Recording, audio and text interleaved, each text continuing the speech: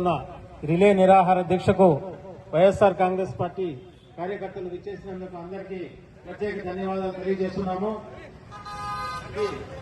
ఇందుకు ఈ 16,000 మంది నియమించేటప్పుడు వాళ్లకు జరిగే పరీక్ష ఫలితాలను ఆధారంగా పరీక్షకు ప్రవేశ పరీక్ష ఎలిజిబిలిటీ అయిన వాళ్లకు మాత్రమే ఈ నియామకం ఈనాటి సభ్యులు ఆకేపాటి అమర్నాథ్ రెడ్డి గారి ఆధ్వర్యంలో దీక్షలో పాల్గొంటున్న ప్రతి ఒక్కరికి పేరు పేరున హృదయపూర్వకంగా నా యొక్క నమస్కారాలు తెలియజేసుకుంటున్నాను. అలాగే మద్దతు తెలుపుతున్న ఉపాధ్యాయ యువజన విభాగాలు మరియు వ్యాపార విభాగంలో ఉన్న వారందరికీ నా యొక్క హృదయపూర్వక నమస్కారాలు తెలియజేసుకుంటూ ఈ యొక్క డిఎస్సి 2025లో జరిగిన అక్రమాలకు ఇద్దరు చిత్తూరు జిల్లా వ్యక్తులు కారణం.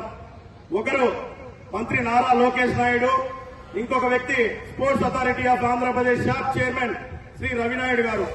వీళ్ళిద్దరికీ మా యొక్క విద్యార్థుల తరఫున కొన్ని ప్రశ్నలు సంధిస్తున్నాం. ఈ ప్రశ్నలకి సమాధానం చెప్పే దమ్ము ధైర్యం వారికి ఉందో లేదో వారే తెలుసుకోవాలి. దాదాపు 3.5 లక్షల మంది ఈ యొక్క డిఎస్సి పరీక్షలు రాయడం జరిగింది.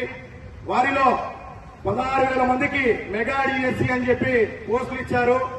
అది మెగా డిఎస్సినో దగా డిఎస్సినో మీరే నిర్ణయించుకోవాలి.